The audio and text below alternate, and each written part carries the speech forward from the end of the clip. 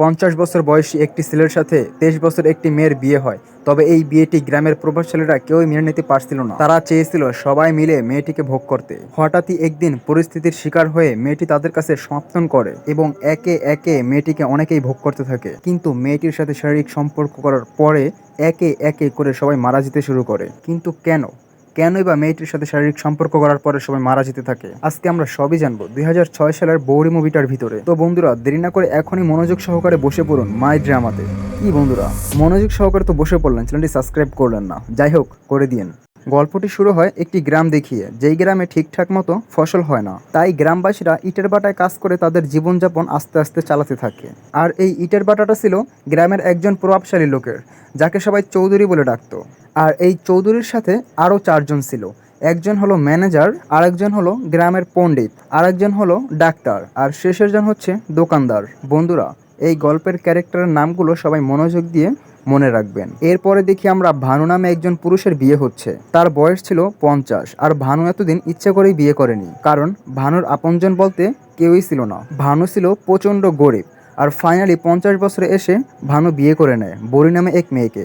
আর এই মেয়েটির বয়স ছিল মাত্র 23 বছর। আর যাকে নিয়ে এই সিনেমাটা দৃশ্য পরিবর্তন হয়। আমরা একটা পাগলি মেয়েকে দেখতে পাই, যে কিনা ওই গ্রামের প্রভাবশালী লোকের কাছে গিয়ে খাবার চাচ্ছিল, কিন্তু মেয়েটিকে তারা তাড়িয়ে দিচ্ছিল। আর ওই পাগলি মেয়েটির কেউ ছিল না, শুধুমাত্র একজন দাদি ছিল। সেখানে তখন চৌধুরীর 2 ছেলে আসে, আর সে বলতে থাকে, বয়স্ক বুড়া বেটার সাথে একটি সুন্দরী মেয়ের বিয়ে করিয়ে দিলেন, কিন্তু আমাদের তো আপনার চোখে পড়ে না, কিন্তু আমাদেরকে বিয়ে করাবেন কবে? তখনই তারা সেখান থেকে রাগ করে চলে যায়। তখনই আমরা চৌধুরীর কথা জানতে পারি, বৌরির নাকি আরো 3 জায়গায় বিয়ে ঠিক হয়েছিল, কিন্তু তারা 3 জন বিয়ের আগেই মারা গিয়েছিল। আর যাদের ভিতরে বিয়ের মঞ্চেই একজন মারা গিয়েছিল, আর দ্বিতীয় জন বিয়ে হওয়ার সাথে সাথেই মারা গিয়েছিল। আরেকজন ঘোড়ায় করে বিয়ে করতে এসেছিল, তবে সে ঘোড়ার থেকে পড়ে মারা গিয়েছে। তাই চৌধুরী বলে, বৌরি যেই ঘরেই থাকুক না কেন আমাদের কাছেই আসতে হবে। তারপর রাত হয়, আমরা দেখতে পাই ভানু বাহিরে বসে আছে। তখন তার এক প্রতিবেশী ভাই এসে বলে, ভাই, এই দিনটার জন্য অনেক বছর অপেক্ষা করতে হয়েছে। তারপর তাকে মজা করে বলে, যাই করেন না কেন হেলমেট মাথায় দিয়ে গাড়ি চালাবেন এবং সাবধানে, খাট যেন না ভাঙে। ভানু অনেক লজ্জা পায়। এরপর সবাই বিয়ে বাড়ি থেকে নিজের বাড়িতে চলে যায়, কিন্তু ভানু ভীষণ লজ্জা পাচ্ছিল, তাই তার প্রতিবেশী বোন বাসর ঘরে ঢুকিয়ে দেয়। আর এদিকে আমরা দেখতে পাই পাগলি মেয়েটাকে 2 জন ছেলে ধাওয়া করছিল, আর একটা সময় তাকে ধরে ফেলে। এরপর তাকে ধর্ষণ করে এবং সেখানেই মেরে ফেলে, আর লাশটাকে একটি নদীতে ফেলে দেয়। আর এই মেয়েটির দাদি যখন বিয়ে বাড়ি থেকে ফিরে আসছিল, তখন তাকে কোথাও খুঁজে পাওয়া যায় না, আর সে এদিক সেদিক তাকে খুঁজতে থাকে। আর আমরা পরের দিন দেখতে পাই বড়ি উঠান ঝাড়ু দিচ্ছিল, কিন্তু তার স্বামী তাকে উঠান ঝাড়ু দিতে দেয় না, কারণ সে নতুন বউ। আর এটা আমরা দেখে বুঝতে পারি ভানু তার বউকে অনেক ভালোবাসে। আর এদিকে আমরা কালকে ধর্ষণ হওয়া সেই ছোট্ট মেয়েটিকে আমরা পানি থেকে উঠাতে দেখি। এর ভিতরেই পুলিশ চলে আসে, আর পুলিশটির নাম ছিল অরুণ। আর অরুণ ছিল একজন ভালো পুলিশ অফিসার এবং অত্যন্ত সাহসী। আর সে ওই মেয়েটার খুনের ব্যাপারে তদন্ত চালায়। আর আমরা জানতে পারি ওই ছোট্ট মেয়েটির খুন চৌধুরীর 2 ছেলে করেছে। তখন অরুণ ওই 2 ছেলেকে ধরে নিয়ে যায়, আর তাদেরকে মারতে মারতে গাড়িতে তুলে। আর তার বাবাকে বলে, যদি হিম্মত থাকে পারলে তোর ছেলেকে বের করে দেখা। পরের দৃশ্যে আমরা দেখতে পাই ভানু কাজ করতে ইটের ভাটা এসেছে, কিন্তু আজ সে একটু দেরি করে এসেছে, কারণ কালকেই তার বিয়ে হয়েছিল।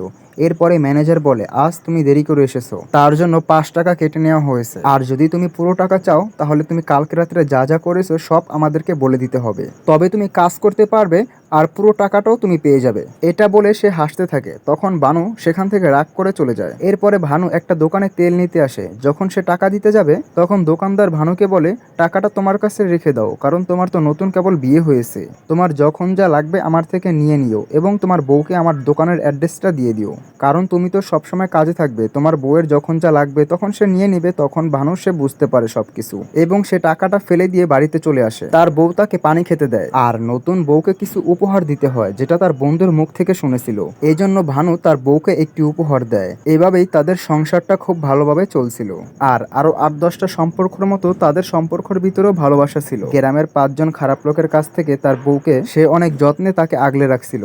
আর এদিকে চৌধুরীর 2 ছেলেকে প্রচন্ড মারধর করা হচ্ছিল তার বাবাকে দেখিয়ে দেখিয়ে, এবং পুলিশ তাদের কাছ থেকে স্বীকারোক্তি নেয় যে তারাই খুনটা করেছিল। এদিকে চৌধুরী একজন উকিলের সাথে কথা বলছিল, আর সেই উকিল বলে, তোমার ছেলেরা সে স্বীকার করে নিয়েছে আর প্রমাণ পুলিশের কাছে রয়েছে, এজন্য তাদেরকে জামিন করাটা এতটাও সহজ হবে না। কিন্তু একটা উপায় আছে, এজন্য অনেক টাকার প্রয়োজন হবে। তবে চৌধুরীর কাছে এত টাকা ছিল না। এদিকে পণ্ডিত বলে, ইটের ভাটায় যত লোক কাজ করে তাদের স্যালারি থেকে যদি আমরা কিছু টাকা করে কাটি তাহলে আমাদের অনেক হেল্প হবে, আর ওই টাকা দিয়ে তোমার ছেলেদেরকে বাইরে বের করতে পারবে। আর আমরা দেখতে পাই তখন সেই কাজটাই করা হয়। কিন্তু এদিকে একটা বিপদ বেজে যায়, ইটের ভাটার কর্মীরা এটা মানতে চায় না। তখন ম্যানেজার বলে, যার কাজ করতে ইচ্ছে করে সে করো, আর না হলে চলে যাও। আর এই সব শ্রমিকদের এখানে কাজ করা ছাড়া দ্বিতীয় কোনো অপশন ছিল না, তাই বাধ্য হয়ে তারা এখানে কাজ করে। কিন্তু ভানু এটা কোনো মতেই মানতে চায় না, আর সে এই নিয়মের বিরুদ্ধে প্রতিবাদ করে, কারণ এর আগে তার 5 টাকা কেটে নেওয়া হয়েছিল।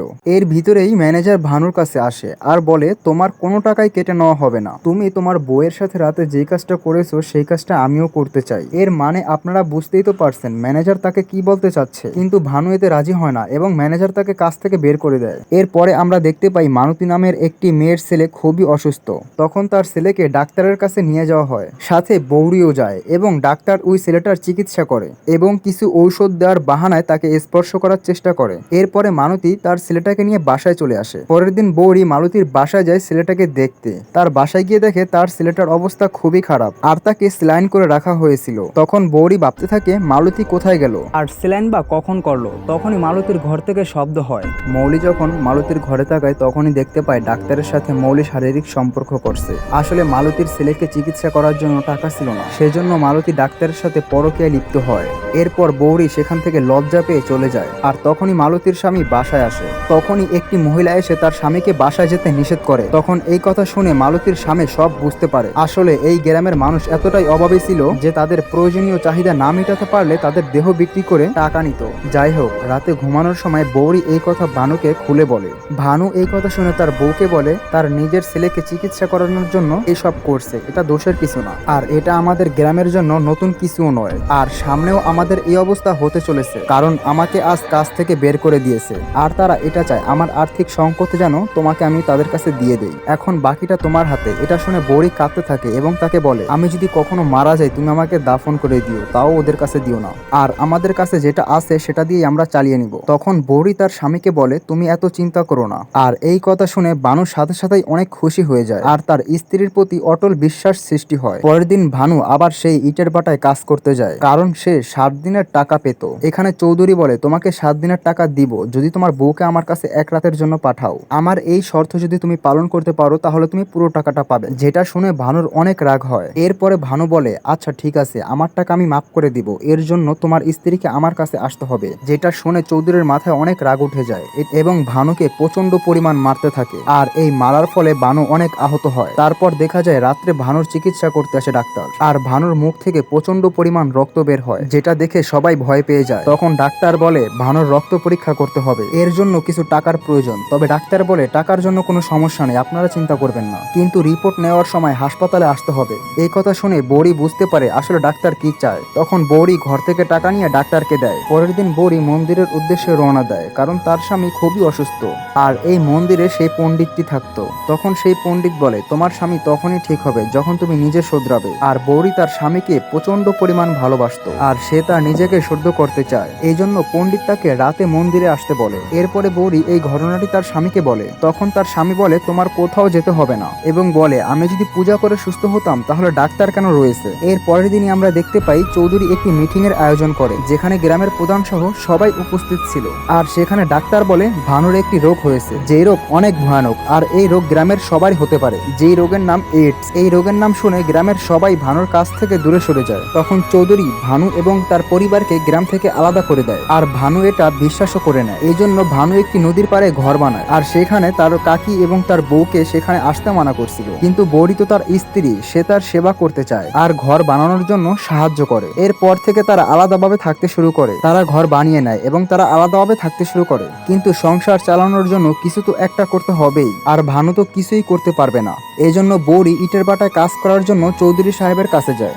বৌড়ি যখন কাজ করে তখন ম্যানেজার তাকে খারাপভাবে দেখতে শুরু করে আর তার সাথে মেলামেশা করার জন্য তাকে টাকাও দিতে চায়। কিন্তু বৌড়ি কিছু মতেই রাজি হয় না। আর সেই দিন সেখানে শিকড় নামে একটি ছেলে সেখানে আসে। সে শহর থেকে গ্রামে ফটোশুট করার জন্য এসেছিল। কাকি শিকড়কে তার বাসায় থাকার ব্যবস্থা করে দেয় এবং সেই জন্য সে টাকাও পাবে। কিন্তু কাকি তো খাবার বানাতে পারবে না, এই জন্য কাকি ভানুদের বাসায় যায়। বৌরিকে শিকড় খাবার বানানোর জন্য রাজি করে আর খাবারের জন্য তাকে টাকাও দেয়া হবে আর ভানুকে ইটের ভাটায় কাজ করতেও যেতে হবে না। এরপরে প্রতি রাতে খাবারের জন্য শিকড় ভানুদের বাসায় আসে। শিখর একটি যুবক ছেলে, তার প্রতি বৌরি দিন দিন আকর্ষণ হতে থাকে। আর একদিন শিখর খাবার খেতে বাসায় আসে, তখন যাওয়ার সময় বৃষ্টি শুরু হয়, যে জন্য সে একাও যেতে পারবে না। আর ওই গ্রামে ভানুর প্রবেশ নিষেধ, তাই ভানু বৌরিকে বলে তাকে যেন এগিয়ে দিয়ে যায়। বৌরিও এই কথায় রাজি হয়ে যায়। এরপর বৌরি শিখরের সাথে হাঁটতেছিল এবং এক পর্যায়ে বৃষ্টি থেমে যায়। তখন শিখর আর বৌরি একসাথে এক জায়গায় পড়ে যায়। সেখানে শিখর বৌরির উপরে পড়ে যায়। শিখর একটি যুবক ছেলে, সেজন্য বৌরিও শিখরের ছোঁয়ায় নিজেকে সামলে রাখতে পারেনি, এজন্য সেখানে তারা শারীরিক সম্পর্ক করে ফেলে। এটা আবার কেউ একজন দেখেও ফেলে। আর পরের দিনই এই খবরটা সারা গ্রামে ছড়িয়ে পড়ে। তারপর দিন শেখরকে সবাই মিলে মারধর করে অনেক এবং এক পর্যায়ে তাকে মেরে গ্রাম ছাড়া করে দেয়। গ্রামের সবাই বৌরিকে দোষ দিতে থাকে আর বলে সে অনেক পাপ করছে, এই পাপের শাস্তি তাকে পেতেই হবে। কিন্তু কাকি বৌরির পক্ষে হয়ে কথা বলে। সেই গ্রামের 5 জন প্রভাবশালীকে বলে তোমরাও দুধের দোয়া তুলসী পাতা না, এবং চৌধুরীকে বলে তোমার 2 ছেলে তো গ্রামের এক পাগলিকে রেপ করছে, তুমি তাকে কি করছো, এটা বলে সে সবাইকে থামিয়ে দেয়। কিন্তু ভানু বৌরিকে প্রচন্ড ভালোবাসতো আর এজন্য তাকে বিশ্বাসও করছিল। সেই বিশ্বাসটি বৌরি রক্ষা করতে পারেনি, এজন্য সে বৌরিকে গ্রামে রেখেই চলে আসে। আর সে যেই ঘরে থাকতো সেই ঘরটা রাগে পুড়িয়ে ফেলে। এরপরে দেখা যায় বৌরি একা থাকতে শুরু করে। বৌরি অনেক কষ্ট পেয়েছিল এবং সে এক পর্যায়ে হার মেনে নেয় এবং সে ভাবতে থাকে সে ওই কাজটাই করবে যেটা গ্রামের সবাই চায়। এভাবে কয়েকটা দিন কেটে যায়। একদিন রাতে ওই 5 জন প্রভাবশালী লোক বৌরির বাসায় আসে এবং তার সাথে মেলামেশা করতে চায়, কারণ সে এখন একাই থাকে। তারা যখন বৌরির বাসায় যায়, চৌধুরী তাকে মেলামেশা করার জন্য অফার দেয়। বৌরিও তার কথায় রাজি হয়ে যায়, কিন্তু আজকে রাতে বৌরি একজনের সাথেই থাকতে চায়, কিন্তু এর জন্য যে সবচেয়ে বেশি টাকা দিবে সে তার সাথেই রাত কাটাবে। এবং আমরা দেখতে পাই তাদের ভিতরে সব থেকে বড়লোক হচ্ছে চৌধুরী। এটা দেখে আরো 4 জন সেখান থেকে চলে যায় আর চৌধুরী বৌরিকে অনেক টাকা দেয়। আর সে রাতে বৌরি চৌধুরীর সাথে মেলামেশা করে। এভাবেই প্রতি রাতে সে এক একজনের সাথে মেলামেশা করতে থাকে। যখন এই কথাটা কাকি জানতে পারে তখনই সে বৌরির কাছে চলে আসে আর তার থেকে জানতে চায় সে এইসব কেন করছে। তখন বৌরি সেই টাকাগুলো তার কাকিকে দিয়ে বলে এই টাকাগুলো তুমি ওই মহিলাদেরকে দিও যাদের টাকার অনেক প্রয়োজন, এবং তাদেরকে বলেই দিও তারা যেন পরের বার তাদের শরীর বিক্রি না করে। এভাবেই বৌরি তার শরীর বিক্রি করে সেই গ্রামের মহিলাদের আর্থিক চাহিদা পূরণ করত। আর যখন গ্রামের সবাই জানতে পারে বৌরি টাকার জন্য শারীরিক সম্পর্ক করে, তখন গ্রামের যে খারাপ মানুষগুলো ছিল তারা নিজেদের স্ত্রীকে রেখে রাতে বৌরির কাছে চলে যেত। সারা গ্রাম ছড়িয়ে পড়ে বৌরি টাকার জন্য মেলামেশা করে। আর এদিকে চৌধুরীর ছেলের জামিন হচ্ছে না। চৌধুরী ওই বয়স্ক বুড়ির কাছে যায় এবং টাকা দিতে চায় কেসটা তুলে নেওয়ার জন্য। সেই বুড়ি তখন অবাক করা একটি কথা বলে, সেই মেয়েটি আর কারো মেয়ে নয়, সে স্বয়ং চৌধুরীর মেয়ে। তখন বুড়ি বলে যখন সায়ন্তিকের মা বেঁচে ছিল, মানে ওই পাগলি মেয়েটার মা যখন বেঁচে ছিল, তখন তার সাথে চৌধুরীর ভালোবাসা ছিল আর সায়ন্তিকার মায়ের সাথে চৌধুরী মেলামেশাও করছিল। এর কারণে সে বাল্যকালেই গর্ভবতী হয়েছিল আর সায়ন্তিকাকে সে জন্ম দিতে গিয়ে মারা গিয়েছে। এটা শুনে চৌধুরী অবাক হয়ে যায় আর সে মনে মনে ভীষণ কষ্ট পেতে শুরু করে এবং সে নিজের ভুলগুলো বুঝতে পারে। এরপর থেকে সে আর কারোর সাথে কথা বলে না, এমনকি ঠিকঠাক ভাবে খাওয়া দাওয়াও করে না। ধীরে ধীরে সে ভিতর থেকে পুরোপুরি ভেঙে পড়ছিল আর একদিন সে অতিরিক্ত টেনশনে মারা যায়। কিন্তু কেউই বুঝতে পারলো না চৌধুরী কেন মারা গেল।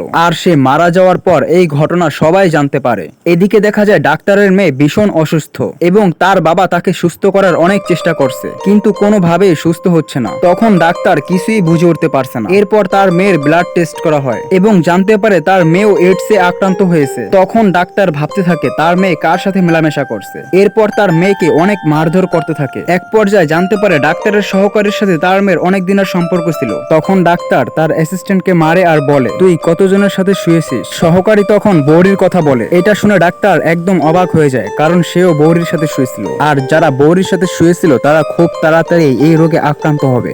আর ডাক্তার জানে এই রোগটা কতটা ভয়ানক, তাহলে গ্রামের মানুষদের কি হবে। দৃশ্য পরিবর্তন হয় এবং ওই গ্রামের দিন দিন সবাই মারা যাচ্ছে আর এই মৃত্যুর কারণ এইডস।